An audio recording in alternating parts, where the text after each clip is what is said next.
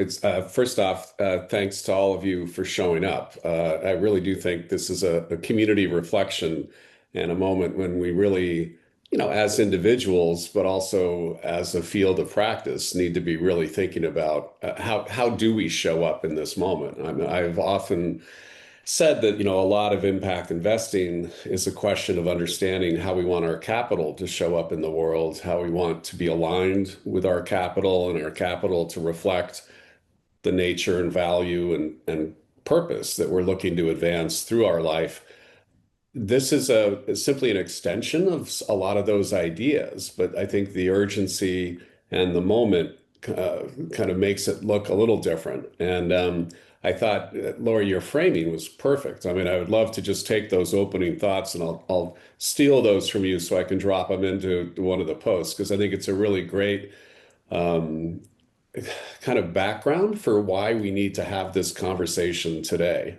And I think that I will say, first off, I think our conversation today, if we could focus more on the reflection of how we got here, what has happened, what is the role potentially for impact investing, but not necessarily go straight to the answer of how we're supposed to show up in the world, because that really is kind of the second part of not only the series that I'm dropping, but also this conversation. I think part of I think there's a lot of things that are wrong with impact investing today, but I think part of what's wrong is that we so often are leading with our answers. We say, here's the fund, here's the instrument, here's the strategy that's going to, break the back of poverty or climate crisis or whatever it is, as opposed to, I think, the more challenging piece, which is really just pausing to sit more deeply with the fundamental questions of meaning, purpose, value, a reflection of how we got here, an acknowledgement of the fact that there are multiple ways that we could move forward based on who we are and how we want to show up in the conversation. But first off, I don't think there is a single right answer. I think how we show up, and this is very true as we talk about the need to be present in a different way in the face of fascism and authoritarianism, each of us needs to be reflecting on that, comfortable with how we choose to show up. There isn't really an answer.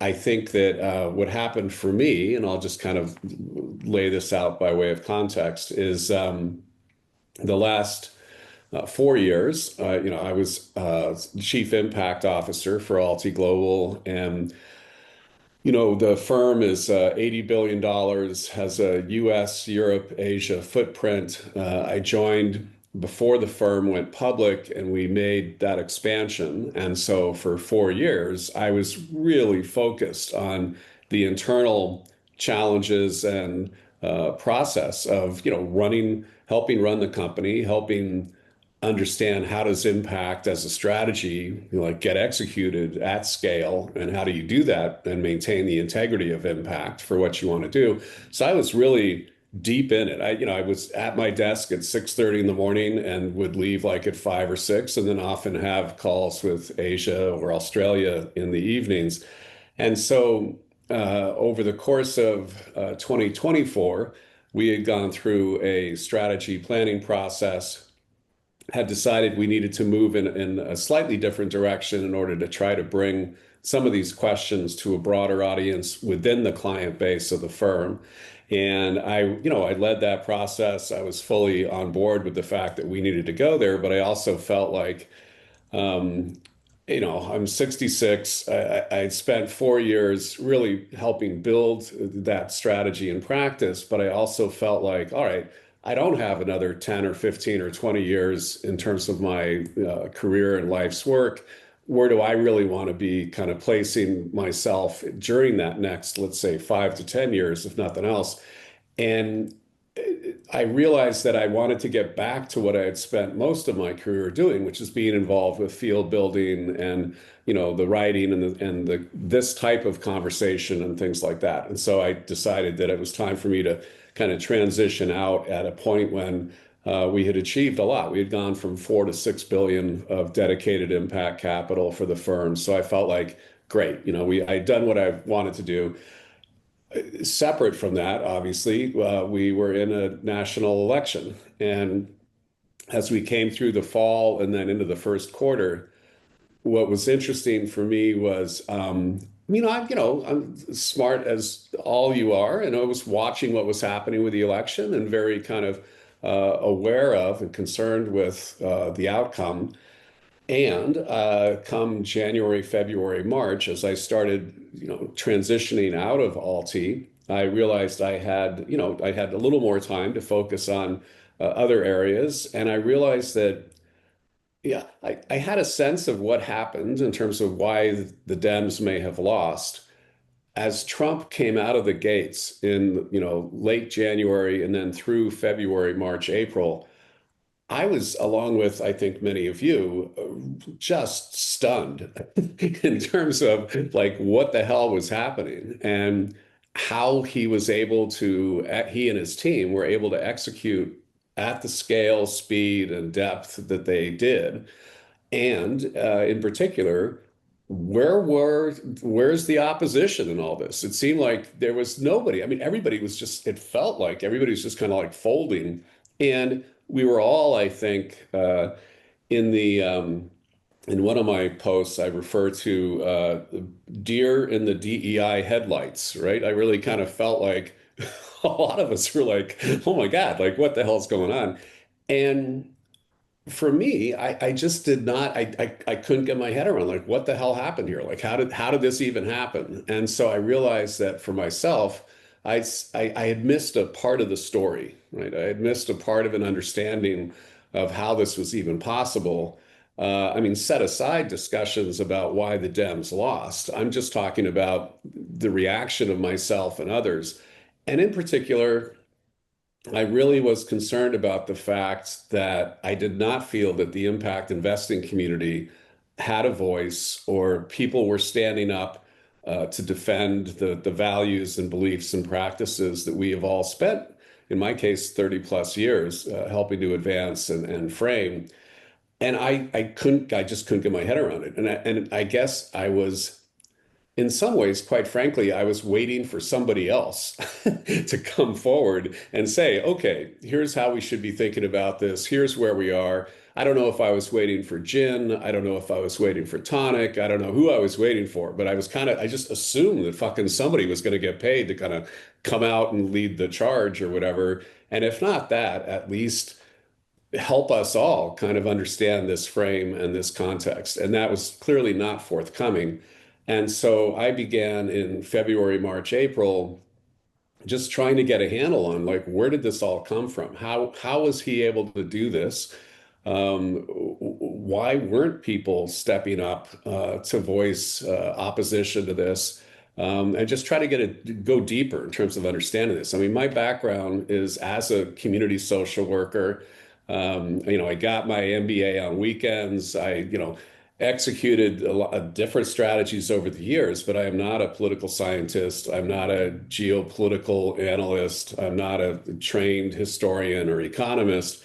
And so I really felt like I needed to just pause and read and also listen to a lot of podcasts where a lot of people were coming together to have discussions around just these points and issues. And so what happened for me was I guess by May, June of this year, I had I had started organizing by creating these little buckets of thematic focus and dropping the different articles and papers and things that I was reading into these buckets. And my wife finally said, "Look, like you've been doing all this work on this. You need to like write this up or do something more than just kind of read and, yell at the TV at the end of the day kind of thing."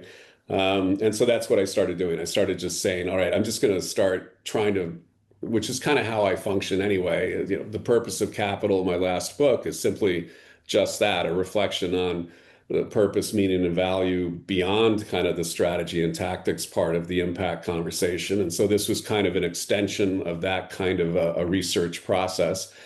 And so on Substack, if you go to Antidote to Autocracy, you'll see I've posted six of what will now be 17 total posts on a variety of different aspects of this question that in the first six, focus on this notion of kind of, how did we get here? What are the ways that we should be thinking about what, quote, this is?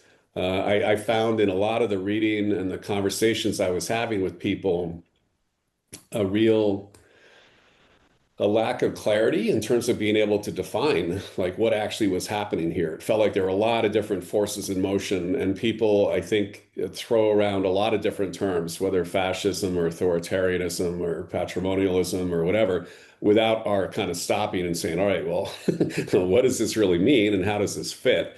And so what I was trying to do just for myself, quite frankly, was hit the pause button and catch up and try to understand, you know, for people who really have been studying fascism, what are they saying about this moment? For people who've been studying different aspects of, economic and social trends, what's their perspective on where we are, that kind of thing.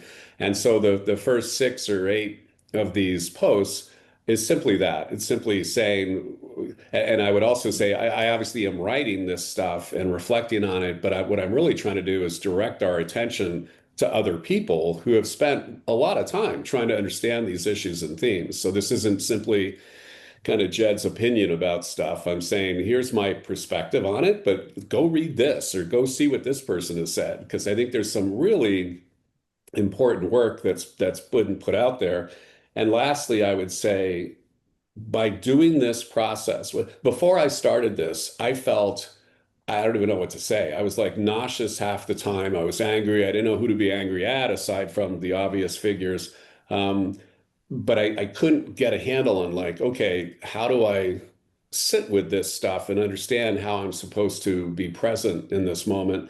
And I found that by engaging in this reading process, by listening to these podcasts and hearing not just, the folks in my kind of echo chamber, but really listening to some of the people from the far right, listening to Steve Bannon, listening to, Ross Douthat and some others, I really got a much better handle on not simply kind of like what's happening, but how did we get here? Like, what's the thinking behind these folks? Like, what is it that they really are kind of trying to drive toward by destroying everything that I've spent a lot of my life trying to affirm and build and advance?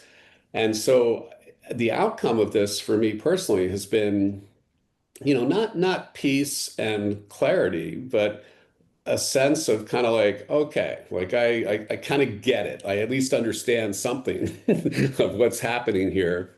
And I still come back to this question of where the fuck is the impact investing community in the face of all this, right? And so the last post that I did, I guess last week, or earlier this week, I can't remember, but in any event, was on capitulation and the whole notion of kind of like, how do we not show up? Like, what are the elements of thinking that make us believe that it's okay for us to just pretend that raising one more fund is going to like be our contribution? You know what I mean? And so in any event, so that's kind of where I am in the process and where we are in the series. And the closing posts that will start to drop, I guess, in a week or two, all address issues of how we are called to show up as individuals, as traditional organizations and society, as purpose-driven organizations, and kind of reflects on that, and then does not end with a prescription or an agenda of action, but rather poses a set of questions and reflections that I think organizations and individuals need to really sit with in order to come out the other side and have a better sense of, how we're called to be present in the face of fascism. So.